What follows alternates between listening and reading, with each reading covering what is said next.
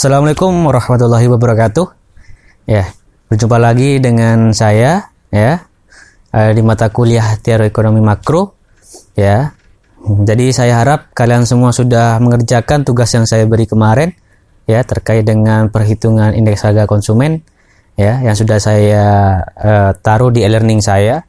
Ya, jadi hari ini kita lanjut ke materi berikutnya di pertemuan ketiga sesuai dengan capaian mata kuliah kita ya, dengan materi produksi dan pertumbuhan. Jadi bicara standar hidup suatu negara ya, itu tergantung pada kemampuannya untuk memproduksi barang dan jasa. Kalau kita bicara negara kita Indonesia, yang selama ini kita ketahui kan negara kita menjadi negara yang sering sekali banyak mengkonsumsi barang-barang dari negara lain. Tapi tidak juga kita memproduksi barang-barang sendiri yang sebenarnya kurang terapresiasi sampai saat ini ya. Jadi itu juga bisa menurunkan standar hidup di suatu negara. Nah, jadi pada suatu negara juga terdapat perubahan standar hidup yang besar dari dalam kurun waktu tertentu. Maka dari itu kita harus lebih mengapresiasi ya, lebih menghargai ya semua bentuk produksi dari negara kita, dari UMKM kita, standar hidup kita di suatu negara juga akan semakin meningkat. Ya. Jadi produktivitas itu mengacu pada jumlah barang dan jasa yang dihasilkan untuk setiap jam dari waktu pekerja. Ya, sebuah standar hidup suatu bangsa itu ditentukan oleh produktivitas pekerjanya. Jadi belum tentu kalau semakin banyak pekerja itu akan semakin produktif dalam menghasilkan sebuah produk. Belum tentu. Tapi dengan orang-orang yang giat, dengan orang-orang yang tepat, itu akan membuat produksi ya menjadi lebih cepat, lebih sesuai dengan standar, akhirnya bisa memenuhi produktivitasnya. Nah, standar hidup nih ya yang diukur dengan PDB real per kapita ya itu bervariasi antara bangsa-bangsa. Namun produktivitas itu sebenarnya memainkan peran yang dalam menentukan standar hidup untuk semua negara di dunia. Seperti saya bilang tadi, kalau suatu perusahaan memiliki orang-orang yang tepat ya dalam memproduksi, yang disiplin, kemudian dia memenuhi standar kerja, kemudian tepat waktu, kemudian dapat mengupgrade skillnya, ya maka dari itu nanti produktivitasnya juga akan menjadi sebuah kunci dalam memenuhi standar hidup suatu negara. Nah, karena produktivitas itu sebenarnya mengacu pada jumlah barang dan jasa yang dapat dihasilkan seorang pekerja dari setiap jam kerja. Jadi juga ada target nih. Ya, bagi seorang pekerja di setiap jamnya dalam menghasilkan suatu barang dan jasa. Kemudian untuk memahami perbedaan besar dalam standar hidup di suatu negara, kita harus juga fokus pada produksi barang dan jasanya. Jadi setiap produksi sebuah barang ya, atau jasa itu pasti punya standar. Jadi di mana standar itu harus bisa dipenuhi untuk menjaga kelangsungan hidup di suatu negara. Nah, inputnya ya yang digunakan untuk memproduksi barang dan jasa itu disebut faktor-faktor produksi. Faktor-faktor produksi ini ya secara langsung menentukan produktivitas. Sebenarnya apa sih beberapa faktor ini yang dapat menentukan produktivitas? Ya, yang pertama berkaitan dengan modal fisik. Ya, yang kedua modal manusianya atau SDM-nya kita tahu. Ya, yang ketiga adalah sumber daya manusia, sumber daya alamnya, ya SDA-nya. Yang terakhir adalah penguasaan dari IPTEK, ilmu pengetahuan dan teknologinya. Nah, kita bicara tentang modal fisik dulu yang pertama. Jadi, modal fisik ini merupakan faktor yang dihasilkan dari produksi. Ya, input pada sebuah proses produksi yang merupakan output dari proses produksi sebelumnya. Jadi, contohnya nih, seperti kelengkapan peralatan, ya, kemudian struktur yang digunakan untuk memproduksi barang dan jasanya. Jadi, kayak alat yang digunakan untuk membangun atau memperbaiki mobil. Kemudian alat yang digunakan untuk membangun furniture, ya, termasuk gedung, perkantoran, sekolah, dan lain-lain. Jadi alat-alat yang tersedia di sebuah perusahaan yang bisa memenuhi produksi yang diinginkan. Kemudian yang berikutnya adalah modal manusia. Sama seperti adanya modal fisik tadi, kalau adanya alat-alat tadi tidak dibarengi dengan adanya modal manusia atau SDM yang mumpuni, dirasa percuma. Alat-alatnya lengkap nih, ya, cuman manusianya tidak bisa menggunakan alat-alat tersebut, jadi dirasa percuma. Maka dari itu, modal manusia itu juga meningkatkan kemampuan suatu negara untuk memproduksi barang dan jasanya. Jadi perlu adanya pelatihan, ya, pendidikan, kemudian pengalaman lebih yang harus di-upgrade oleh perusahaan untuk SDM-nya ini menggunakan modal fisik tadi. Kemudian yang ketiga adalah sumber daya alamnya. Kalau bicara sumber daya alam, ya Indonesia kita memiliki kekayaan alam yang bisa dibilang tidak habis sampai 7 turunan. Ya, jadi kita kalau bicara sumber daya alam di Indonesia ini dapat dari tanah, sungai, mineral semuanya, ya itu dapat diperjualbelikan. Ya, cuman satu hal untuk sumber daya alam ini harus adanya perbaikan terkait dengan alam ini. Ya, jangan sampai kita ingin membuat lembaran kertas, kemudian harus memotong banyak pohon, akhirnya tidak ada perbaikan dari alamnya. Ya, tidak ada penanaman pohon kembali, akhirnya banyak terjadi hutan gundul dan akhirnya terjadi bencana alam. Kemudian berikutnya adalah penguasaan iptek, ilmu pengetahuan dan teknologi. Jadi terkait sama iptek ini perlu ada pemahaman masyarakat ya tentang cara terbaik untuk menghasilkan barang dan jasa. Karena modal manusia itu merujuk pada sumber daya yang diharapkan mentransformasi pemahaman ini pada angkatan kerjanya nanti. Kalau kita bicara ilmu pengetahuan dan teknologi itu di perusahaan tuh ada bagiannya sendiri, ada research and development, bagian yang mencari, meneliti dan membangun sebuah pemikiran baru yang nanti akan ditransformasikan pada modal manusianya. Jadi penguasaan iptek ini sangat penting dalam menjaga produktivitas. Sebagai tambahan informasi bagi kalian, ya. Jadi para ekonom itu sering menggunakan fungsi produksi ini untuk menggambarkan hubungan antara kuantitas input yang digunakan dalam produksi dan jumlah output dari produksinya. Jadi input dalam produksinya dan output dari produksinya itu juga. Nah, dalam menghitungnya adalah Y itu disamarkan dengan jumlah output. Kemudian A itu adalah ketersediaan teknologi, L itu adalah jumlah pekerja, ya. K itu adalah jumlah modal fisiknya, H itu jumlah modal manusia, ya. N adalah jumlah sumber daya alam, ya. Dan F itu sendiri adalah fungsinya, ya. Menunjukkan bagaimana input itu dikombinasikan dengan menghasilkan outputnya nantinya, ya. Oke, jadi dalam pertumbuhan ekonomi dan kebijakan publik kita bicara tentang pemerintah ini dapat melakukan banyak hal untuk meningkatkan produktivitas dan standar hidup. Ya, selain kita merujuk pada 4 faktor tadi.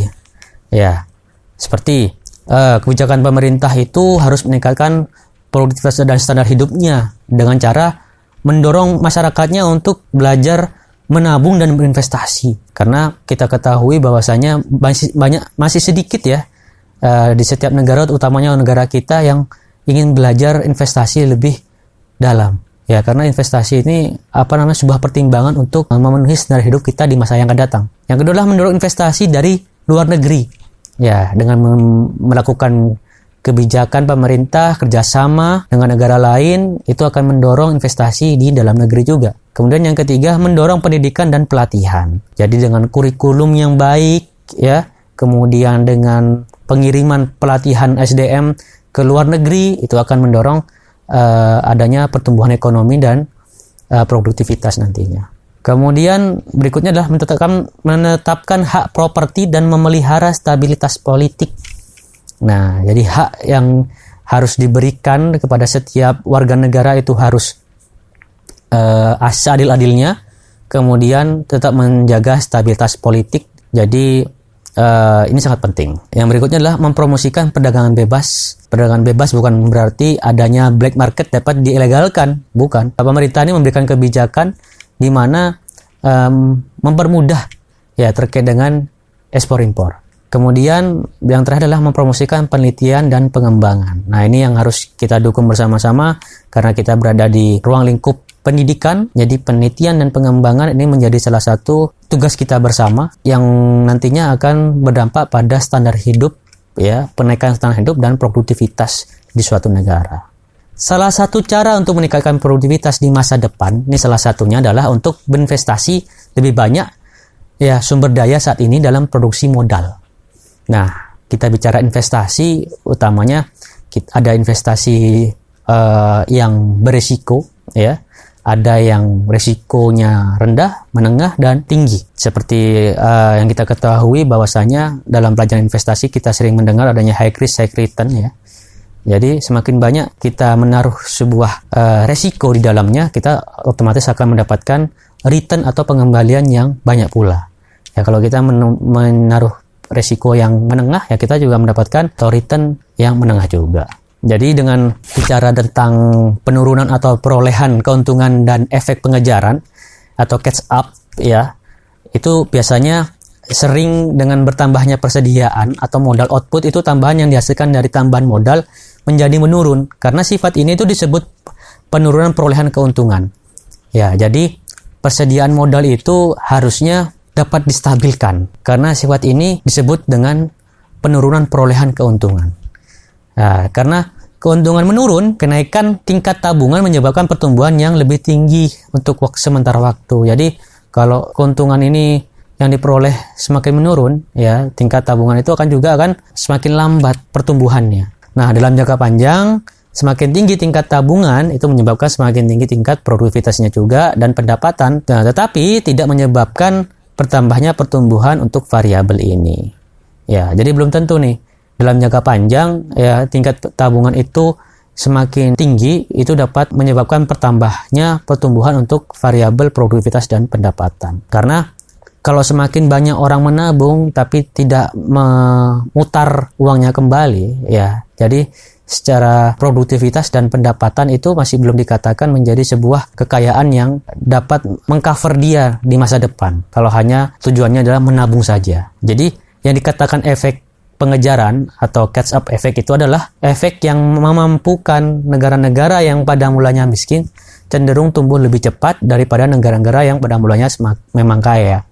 Ya, jadi dengan adanya penurunan perolehan keuntungan, ya, dan efek pengejaran ini itu menggambarkan kepada kita, ya, bahwasanya negara itu gak akan selamanya yang miskin semakin miskin, tidak mungkin. Jadi akan semakin mengejar standar hidup dari negara-negara yang kaya, tergantung dari pengelolaan negaranya utamanya. Ada beberapa hal yang perlu kita ketahui dalam investasi, yang kaitannya dengan investasi dari luar negeri. Yang pertama, bicara tentang bentuknya, di mana ada beberapa bentuk. Yang pertama, investasi asing langsung, yaitu adalah investasi modal yang dimiliki dan dioperasikan oleh pihak asing. Ya, dari segi modal yang dimiliki dan dioperasikan oleh pihak asing. Jadi sepenuhnya dari pihak asing. Ada investasi asing portofolio. Nah, ini di mana investasi yang dibiayai pihak asing namun dioperasikan pihak domestik. Jadi pihak asing saja yang berinvestasi di negara kita, cuman secara operasional itu dikelola oleh kita. Bicara tentang perdagangan bebas, ya, jadi ada beberapa cara atau tipe batasan-batasan dari perdagangan bebas. Ya, jadi secara teknologi, ya, perdagangan bebas yang saat ini kita ketahui, ya, dengan adanya teknologi yang semakin berkembang, itu mempermudah pilihan dan tipe bagi masyarakat itu untuk melakukan perdagangan bebas. Contohnya, ya, banyak sekali platform-platform luar yang kita ketahui seperti eBay, ya, kemudian Amazon, ya, kalau yang dari luar. Kemudian dari dalam ada Tokopedia, ya, ada Shopee, ya. Jadi itu semakin berkembangnya teknologi itu menyebabkan perdagangan bebas itu semakin berkembang pesat. Dengan adanya teknologi tadi, otomatis kan ada pengembangan dari segi ilmu pengetahuan dan teknologi. Biasanya, ya, dengan kemajuan teknologi ini muncul karena penelitian pribadi oleh perusahaan atau secara individu. Yang kedua adalah biasanya pemerintah itu dapat juga mendorong pengembangan teknologi baru melalui hibah penelitian. Nah, kemudian keringanan pajak dan sistem paten. Nah, dari sistem hibah penelitian ini menjadi target kita bersama, ya, untuk dapat berkembang dari segi ilmu pengetahuan dan teknologi. Makanya dari itu kalau ada dari kalian yang biasanya ditawarkan untuk ada mengikuti PKM atau hibah-hibah dari pemerintah, ya, dari Dikti, itu silahkan diikutkan. Karena dengan mengikuti itu kalian akan menambah keilmuan, kemudian tentunya secara finansial juga bertambah. Kemudian secara tidak langsung kalian menambah standar hidup, ya, bagi kalian, bahwasanya dengan mengikuti penelitian-penelitian, ya, itu ada standar hidup dari kalian yang lebih tinggi dari lainnya. Nah, jadi sebenarnya ekonomi dan juga ilmuwan secara sosial itu sudah lama memperdebatkan antara bagaimana pertumbuhan penduduk itu dapat mempengaruhi masyarakat. Dilihat dari selain modal-modal tadi yang harus dimiliki oleh suatu negara. Jadi pertumbuhan penduduk itu berinteraksi dengan faktor-faktor produksi. Antara lainnya adalah perenggangan sumber daya alam. Yang kedua adalah pencairan modal. Yang ketiga adalah mempromosikan kemajuan teknologinya. Nah, kalau kita bicara tentang perenggangan sumber daya alam ini, ya seperti saya bilang tadi itu, ya kita harus belajar lebih peduli akan lingkungan. Ya, dalam sebuah perusahaan harus mengerti nih bahwa ada tanggung jawab secara lingkungan, ada CSR-nya, ya, corporate social responsibility-nya.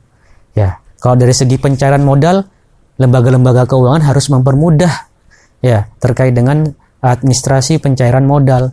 Ya, untuk pinjaman-pinjaman ya kepada individu ataupun pada perusahaan. Kemudian mempromosikan kemajuan teknologi di suatu negara. Jadi ini juga peran pemerintah sangat penting dalam melakukan promosi untuk kemajuan teknologi. Karena apa? Kemajuan teknologi ini hanya didasarkan oleh keinginan pribadi ya tanpa ada dukungan dari sebuah instansi atau lembaga pendidikan, maka secara individu itu kurang ada promosi di dalamnya dan tidak cepat dikenal oleh masyarakat. Ya, dampaknya akan tidak luas dan tidak menyeluruh. Nah, jadi sedikit rangkuman dari saya ini.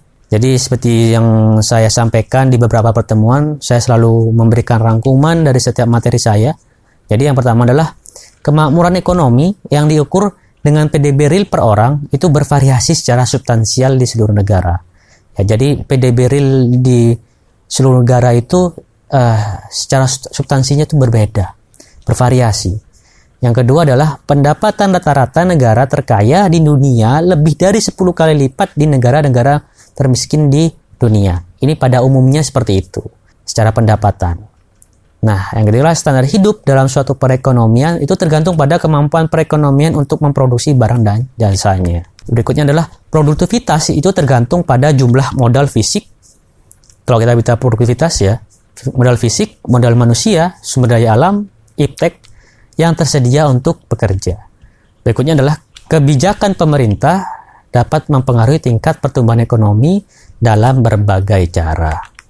Bapak rasa hari ini cukup sekian. Jadi untuk pertemuan kali ini, Bapak ingin kalian mengerjakan rangkuman ya yang Bapak minta di e-learning. Jadi di e-learning itu sudah Bapak cantumkan lagi tugas-tugasnya. Jadi jangan sampai telat pengirimannya. Bapak akhiri, terima kasih semuanya telah mengikuti hari ini terkait sama materi ketiga ya. Bapak akhiri pertemuan kalian. Assalamualaikum warahmatullahi wabarakatuh.